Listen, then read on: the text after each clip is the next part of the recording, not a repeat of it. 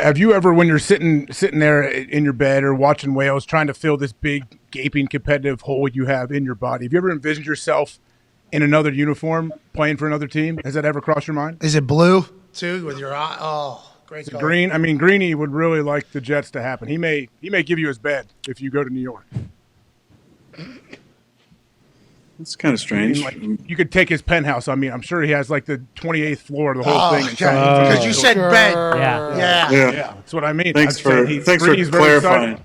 Oh, you're saying he's excited for the possibility. You're saying he'd Airbnb it. You're saying he'd Airbnb it for a great rate. You can have it. I'll move out. I'll go to the Motel 6, he said. That's what Greeny and Colt's thinking the same thing. A lot of houses around here. You know what I mean? A lot of houses. There's a lot of other places too that are certainly feeling that exact same way, including some Packers fans. But you get it. Great question, AJ. Yeah, thanks for clarifying that, AJ. I appreciate that. And actually, I lay in my bed. Usually, I don't sit in my bed. You know, you're talking about me sitting in my bed. I like to lay down in my bed. I'm not sure what you do. And I think you have one of those water beds still. Second generation water bed. But, second generation. You ever think about that? I'm not trying to avoid the question, but like how kind of strange water beds were. I mean, that's a weird invention. They're right? awesome. Hey, they had a run though, right? Sweet. Like whenever I was a kid, I remember my parents like thinking about maybe one day getting a waterbed or getting. I forget the exact. It was dreams and aspirations were waterbed life. It was like driving a DeLorean and sleeping in a waterbed. That was like tip top, right? It was those two things. Listen, I've never been a free agent, which is pretty wild. I've never gotten to the end of my contract. So to even think about being another uniform never really crossed my mind, just because I got a second contract in my fourth out of 5 years. And then each successive contract was with at least a year left on the deal. So there was never a time where you're thinking like, oh, I might be another uniform. And I've just never thought that way. You know, even when Jordan was drafted, I thought that might be a possibility for sure. I might not finish in Green Bay. Then I won 2 COVID MVPs. And it, obviously seemed a lot less likely. But you never know. I mean, anytime there's a situation where change is possible, what's the old adage, that people want to say, oh, the grass isn't always greener, on the other side. And I always say, the grass is green where you water it. And I think that's the most important thing to remember. Change is a part of this business, it's a part of life. And I think being open to it and embracing whatever that change looks like is an important part of coming to peace with whatever decision lies ahead of you. And I think that's the most important kind of piece I want to get to is mentally feeling good about where I'm at. If I want to hang it up and do that, having the peace to do that. If I want to keep going, understanding all possibilities that are involved, which is not too dissimilar to this season. We were in a big rut, and I was thinking, a lot of us were older guys. If we lose another game, we could be out of this thing. They could be playing the young guys, and it could be kick these guys on down the road. And again, in a victim culture, that might stimulate to trigger people to be like, oh man, nobody cares about me anymore, blah blah blah. Look what they're doing to me and all this shit. It's like I don't operate that way. I came to a peace about it and understood this is a business. It's been great to me. It's an incredible profession. It's a tough business, though. It's tough on everybody. And there's stretches where you're on top of the world and stretches where they're kicking you when you're down.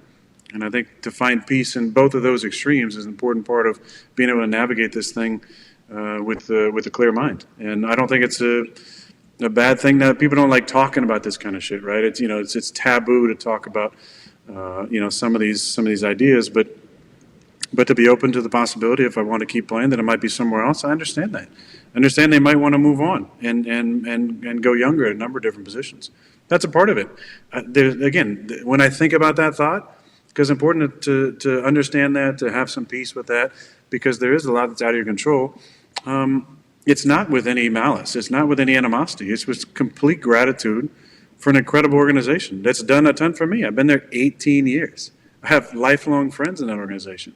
I have lifelong memories. I've made some of my closest friends in my life because I was drafted by the Green Bay Packers and they paid me multiple contracts and had amazing success and met some just really special people. So why would I have any animosity toward that? And on the flip side, hopefully there wouldn't be any animosity if that was a decision at some point, because I have nothing but love for the fans and the amazing people I've met over the years at different events and out at Fresh Time at the grocery store, at Barnes and Noble, picking up some books or whatever it might be. It's a beautiful town. So, I think there's been a lot of fun dreaming about retiring as a Packer because there's something really special about that. But if the competitive hole is still needs to be satiated and it's time to move on, then I hope everybody would look at that with a lot of gratitude and not any resentment, or even on the flip side, let's fucking get rid of this old guy. Like it's time to move on. I hope there's some gratitude on both sides if that happens. But again, that doesn't open the door for any really conjecture, honestly, on my side. And I'm not saying that to be cryptic. I got to figure out what I want to do, and then we'll see where all the parties are at and what kind of transpires after that. So that was an incredible answer, and we appreciate you giving it. And I think it's the right perspective at this stage of everything with where the Packers are, with where you are. And whenever you said that if I was to return to the Packers, it's like a two-way street is kind of how you gave your answer a week ago. And everybody was like, oh, here we go again. This is like the third year in a row where you're talking about if the Packers would like this, if the Packers would like this. And there's a lot of people that are just like, the Packers definitely would want Aaron Rodgers to be their quarterback if Aaron Rodgers is going to play football again. But you saying that to us about it being a two-way street, me, as a dumbass for sure, but who has listened to you talk a lot, you say things because something happened. It's not like you're just making shit up. Was there something said like, hey, the Packers said we need to take some time to figure out what we want to do too, so while you're figuring out what you want to do, we're going to figure out what we want to do as well?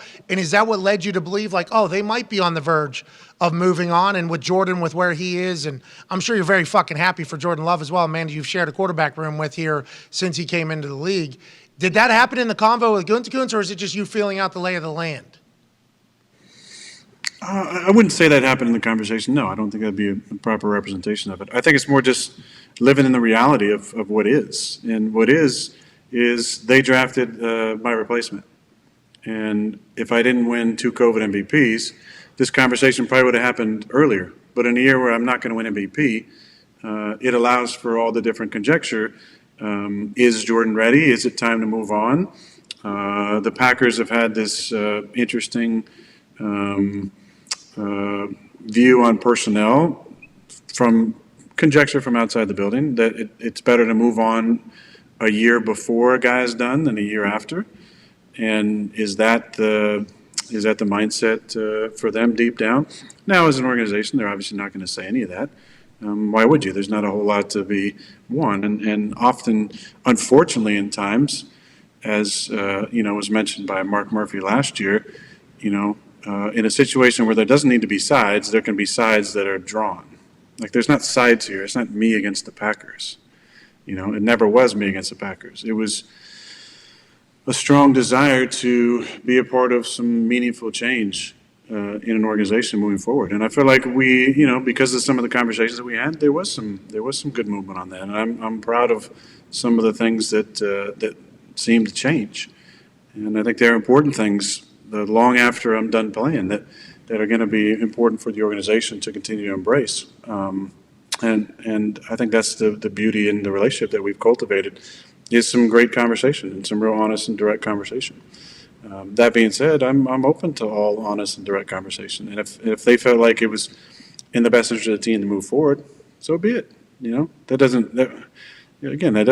wouldn't offend me. That wouldn't make me feel like a victim. I wouldn't have any animosity towards the team. I love the team. I love the organization. I love the city. I love the region.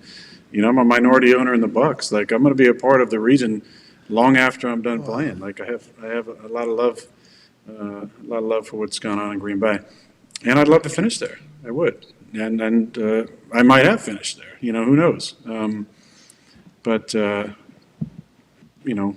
When I talk about my future, I don't talk in any cryptic terms. I'm pretty direct about how I feel, and I am taking time with my decision, and I am, not, egomaniacal in a sense to think that, I should be able to play wherever I want as long as I want. There's two sides to this. There's. No, I heard you were an egomaniac. Yeah, big time. I heard you were an egomaniac. That's what I thought that I was told. Shout out Gumpy.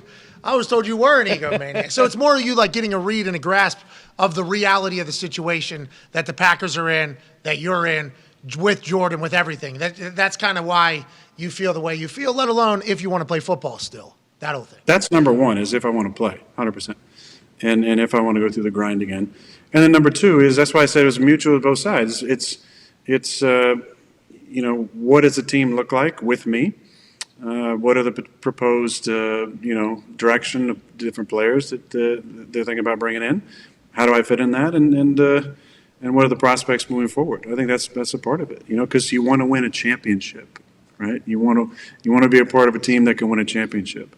And every team is going to say in the beginning of the season, we can win it, but we know every single year there's about, a handful of teams that have a legit chance, and the four left are all four that I would have said before the season, these four got a chance to win it. Now, I would have put us and some other teams in there too, which didn't come to fruition, but you want to win, and every team is going to say they want to win, but it's it's the type of team you're putting together, and I don't need all my guys to be there for that. I'm not standing on the table for these 7 guys need to be a part of that, if to come back. It's just the kind of the feel of the team and the what's tone, missing.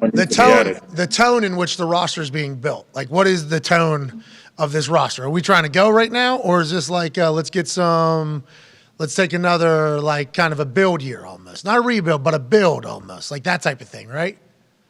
Yeah. Is it a reload or is it a rebuild? That's a good question. Like, or tear it all down. Yep. Can't do it.